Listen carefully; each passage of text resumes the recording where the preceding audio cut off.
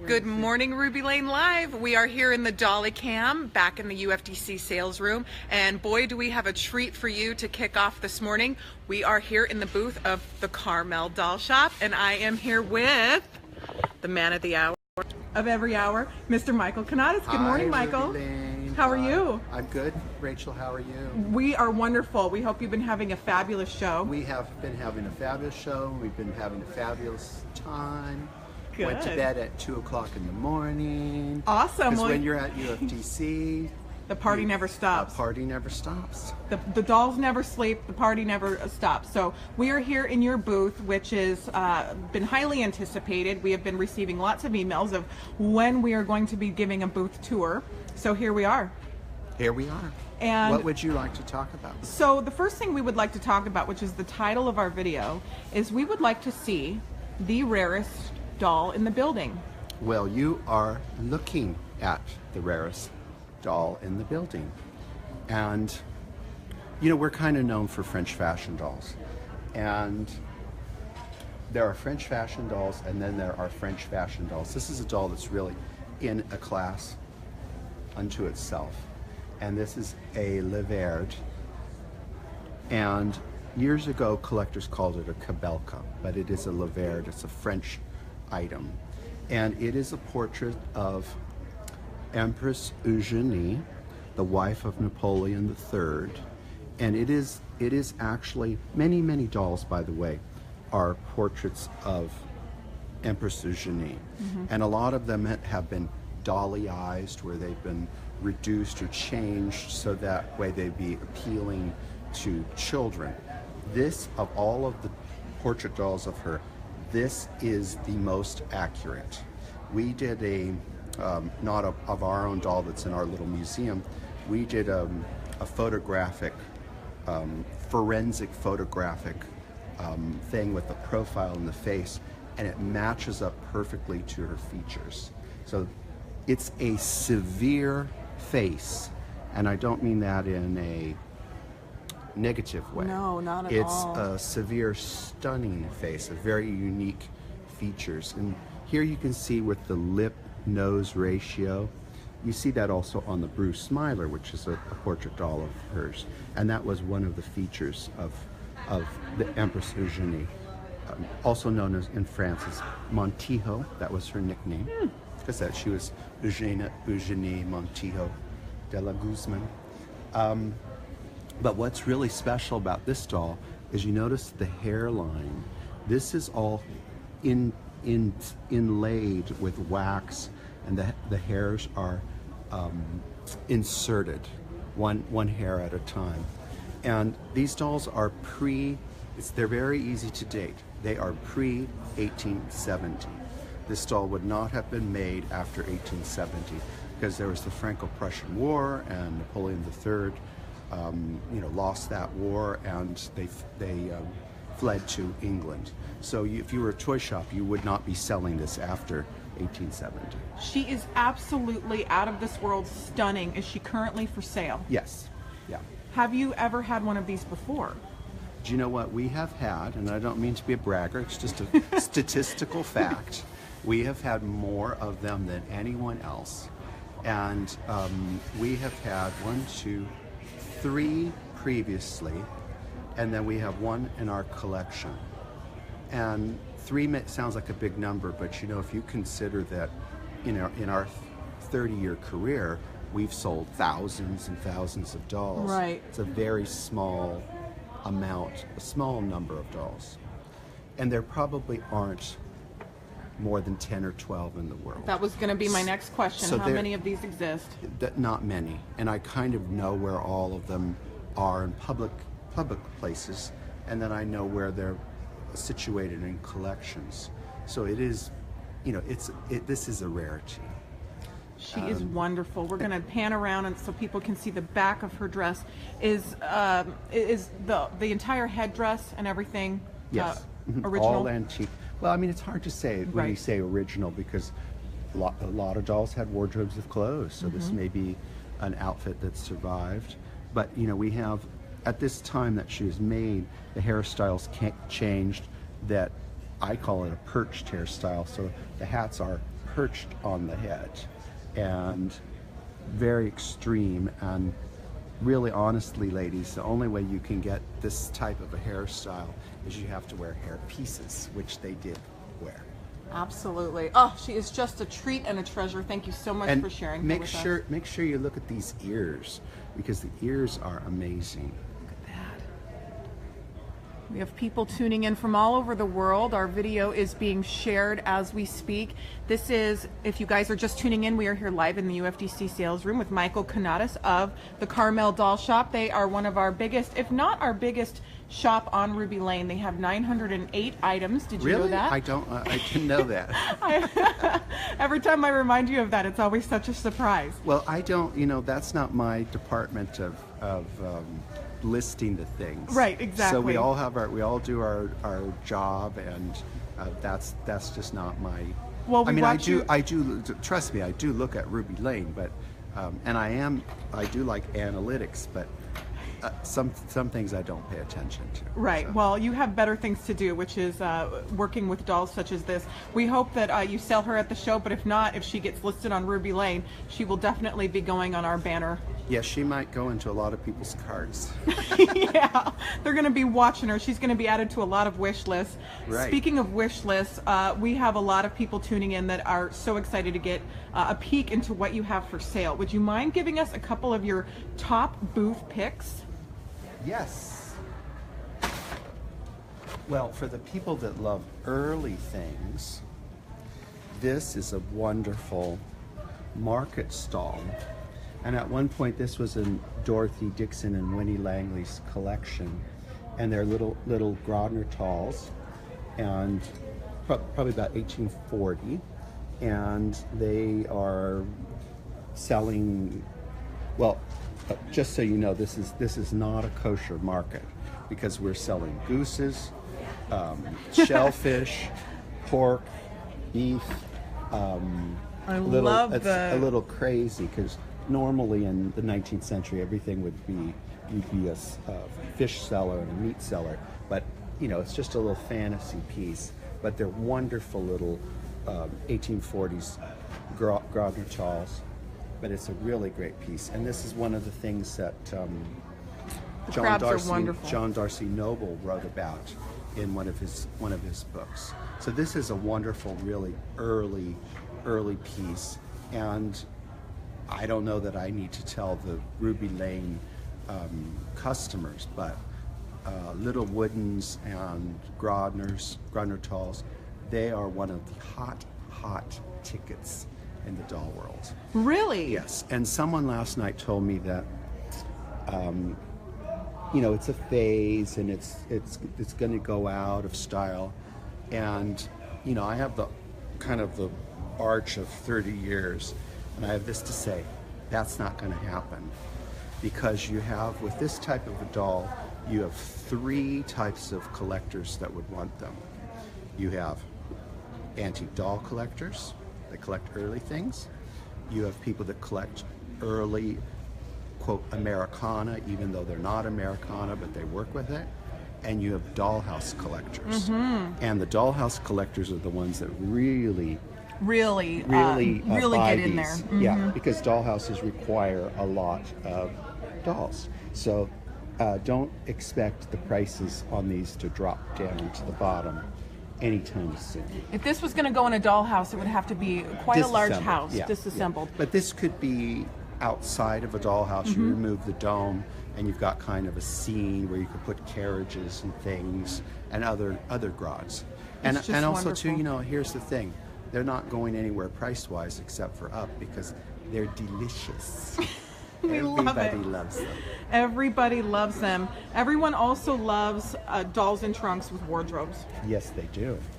And this is, her name is, because we have a original tag on it that says Trousseau of Bertha. So this is Bertha. This is Bertha. Yeah, and Bertha is a roamer. Bertha has a lot of wonderful trimmings. She has a lot of wonderful clothes, and she has come out of a home in France, and I've had her for a little while, but not out or anything with the public. And it is just as it was in the chateau. You can look at her. And I brought her to the show because I needed to bring a nice doll with a wardrobe. But I've got to spend some time and have my curating department get all the buttons sewed back on it and whatnot. But once we do that, you'll see her on Ruby Lane. Oh, So, wonderful. yeah, Well, that's yeah. exciting. Speaking of seeing things on Ruby Lane, you have been listing all kinds of wonderful doll houses, doll furnishings, accessories, furniture. Just really, really some of the best examples we've ever seen. Well, thank you. One of the reasons for that is, and it's a good reason for the public now buying things, but Angel's Attic Museum in Santa Monica closed a few months back, and we were fortunate to have some of the first choices out of the museum, and which we took advantage of that. And it worked out really great because we just bought a building up the street from our shop that was empty. So we have now filled it all with the things from the museum. So for Ruby Lane collectors, probably for the next year and a half, you're going to see more and more and more, because there's at least over 200 dollhouses that, and thousands of pieces of, and so we just kind of have to slowly get to it and get it out and market it. We And- are so incredibly yeah. excited. Yeah, and it's really fun too, because the things, you know, the museums and collections are really like a kaleidoscope in a way. Things stay the same, but they move and the colors change. Well, maybe it's a pipe dream, but maybe we could come down and just get a, kind of help you go through it, maybe. Oh yeah, that would be fun. Mary Mariana just commented and said, "Thank you, Michael, for my gorgeous brew." Oh well, thank you for buying your gorgeous brew. We are here live in the UFDC sales room before we open today. We are here with Michael Canadas of the Carmel Doll Shop. Carmel Doll Shop in Carmel. Well, you're not exactly in Pacific Carmel. Grove. Pacific Grove. Yeah. Pacific Grove is on the Monterey Peninsula, and it's about 15 minutes from Carmel.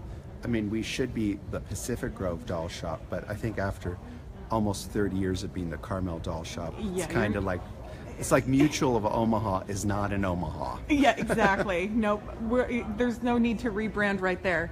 So we're going to step inside the booth. If you guys are live, you can ask Michael a question, which is so exciting. So please feel free to comment, share the video.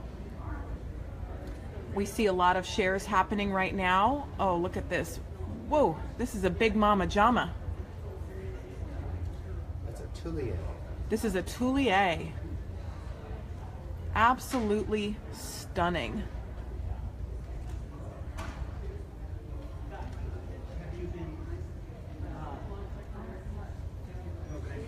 One of the things we love about the Carmel Doll Shop is the drama that they create. We create drama wherever we go. Exactly. In their displays. Well, thank you. The displays are absolutely wonderful. Each doll that is presented just tells a story. Well, Rachel, I think everybody's waiting for you to ask me some controversial questions so that way I can react. Oh, well, they are... What do you think about Trump? Hi, Marshall. No- we're no live here on the comment. we're live on the Ruby Lane Dolly Cam. This is Marshall Martin.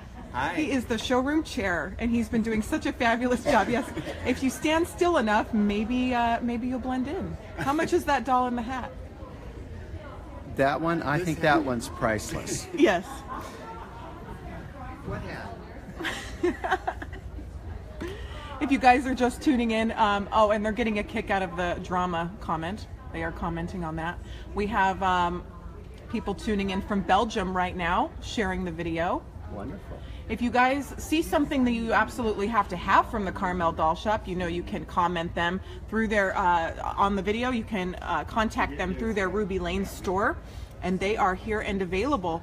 Oh, we are looking at this Rose Percy book. If you guys received the last doll newsletter that came out a couple days ago, we talked about our sponsorship of the Rose Percy event, which we are so super excited for. We are very excited that it's happening, isn't it, next month, isn't it? Yep. That Ruby Lane is sponsoring it, and we have about 10 more, I mean, we've reached our goal, we're full, but we've got about 10 more spots. And just so that the public knows, I heard a rumor, now we get our controversy. I heard a rumor that it's not Rose Percy's last event, that in 4 or 5 years, we will bring her out again. That is not true. Not true. This is her last event. There are very few things that we go back on. You know, once we've kind of made up our mind. It doesn't mean that she will go in the Grovian Museum and she may have a small event type of thing there, but this is the last time that you'll get the full treatment. Full treatment. And that is really it. Yeah. And so there's no, the only way I could think of it ever happening again, it would have to be something so major that, you know, that she had to come out of retirement. Like, for instance, if I know the President and Mrs. Carter, Jimmy Carter and President and Mrs. Carter, they are not happy about Rose going into a semi-retirement. But, you know, if someone like them kind of called and said, you have to do this, then we would do that. But even they are understanding at their age that she's 160. You know, the girl's got to have a break. Girls got to get some beauty rest. To date, she has raised over $300,000 in our time. But in our time. But actually, in the whole 150 years, or 60 years now, it's in the millions. Millions. And the people that are coming to the event are going to get the revised edition of her book, which has gone from, I think this is the first edition, and I have just a few of these left. But I think it's 89 pages. And the new edition is going to be over 137. Wonderful. So there's a lot of, when you start a project like this, you think you know things, and then as time goes on, you learn more and more and more, and things pop up that you would have never known. And then we've got a lot of angels that find things, really great historical things. So people going to that are going to get that book. Which is so wonderful, and we are absolutely so excited. If somebody is watching this right now and they say, oh my gosh, I must absolutely attend this event, is there space available? Yes, there's about 12 spaces available. Okay, somebody just said, what is the book's name and the author? The book's name is The Remarkable Rose Percy, and the authors are Michael Canadas and David Robinson. And can they buy the book online? I think they can. I think you can, I think there's some available on Amazon, and I think they're $45. Wonderful.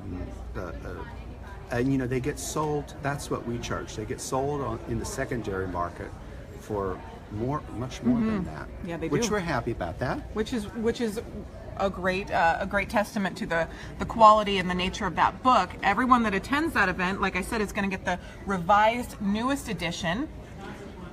It's almost a 3-day event, which is going to be, there's so many things happening. And then the one thing that's happening, this is what I really would want to encourage people to come to it. It's in Springfield, Illinois, which is the capital of Illinois, and it's actually a very small town. And very, very small, charming town.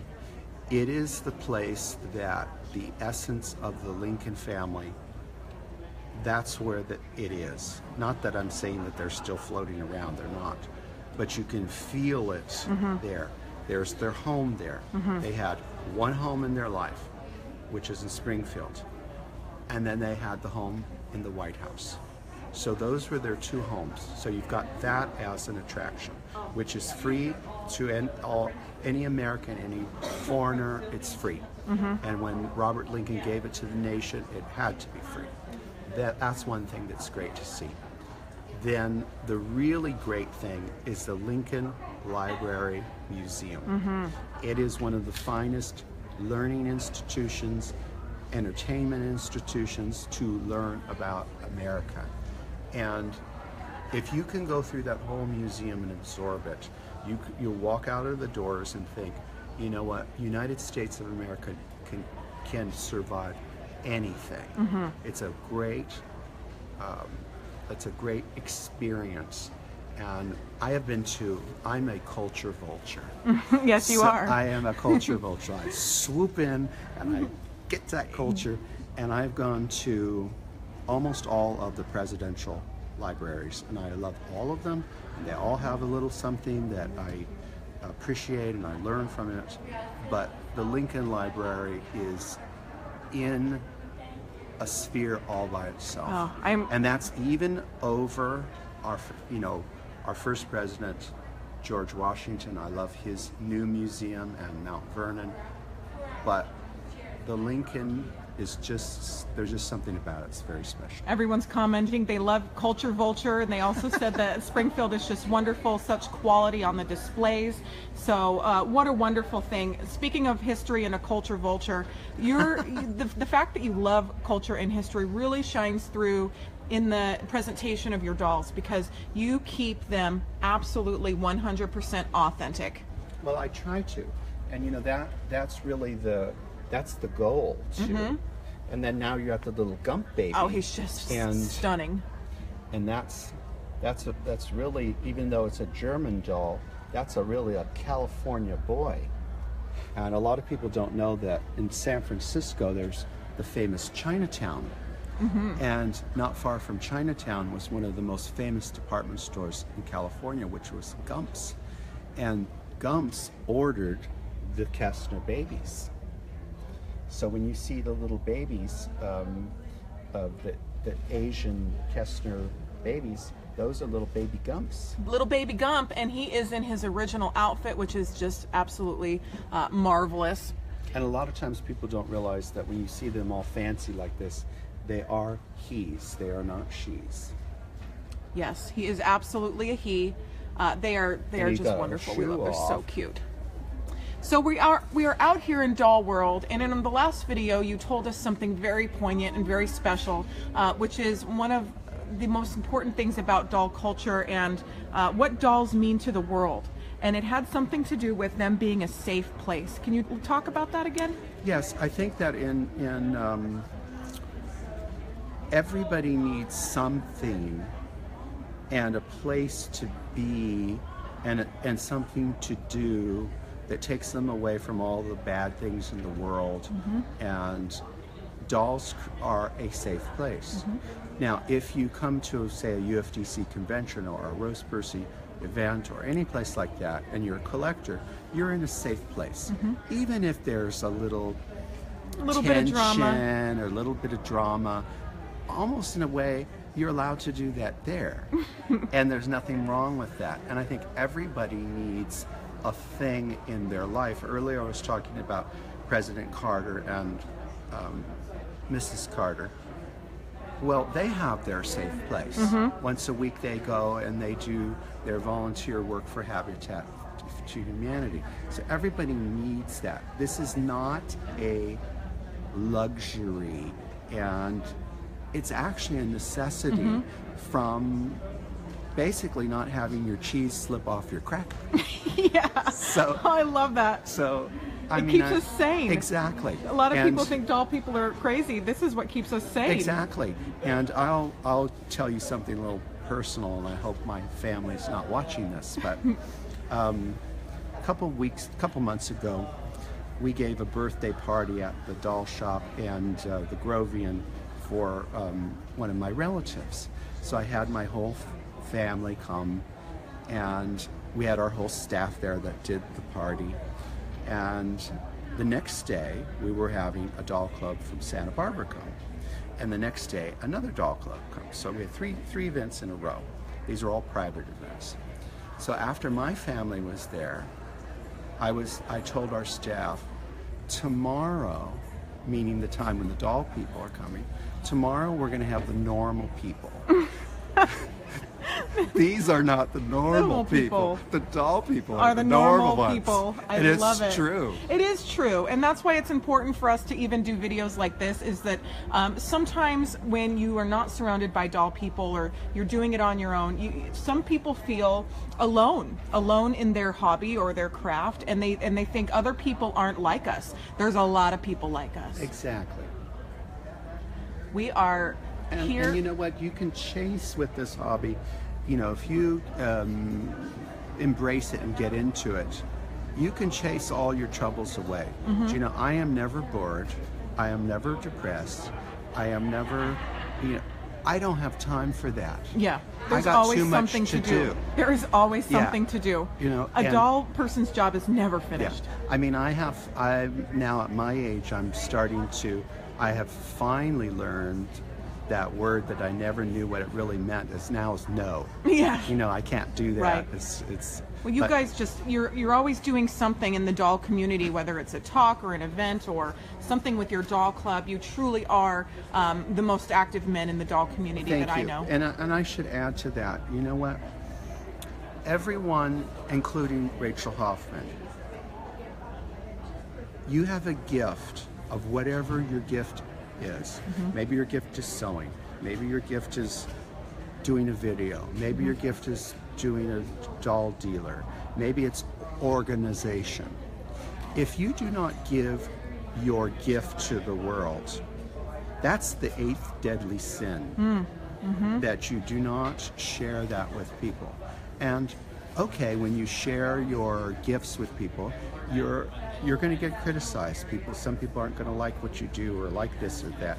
Who cares? Exactly. Do your thing. Because I know that, say when we have an event at the Grovian and 45 people come in, mostly I know every one of them. And I mostly know all their backstories, whatever's going on in their life. Doesn't mean that we're discussing it at an event.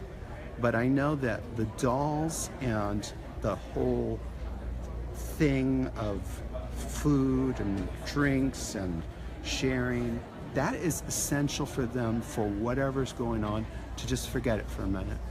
And in a way, that's what dolls were made for. They were made for make-believe, pretend, and creativity, and learning. And learning.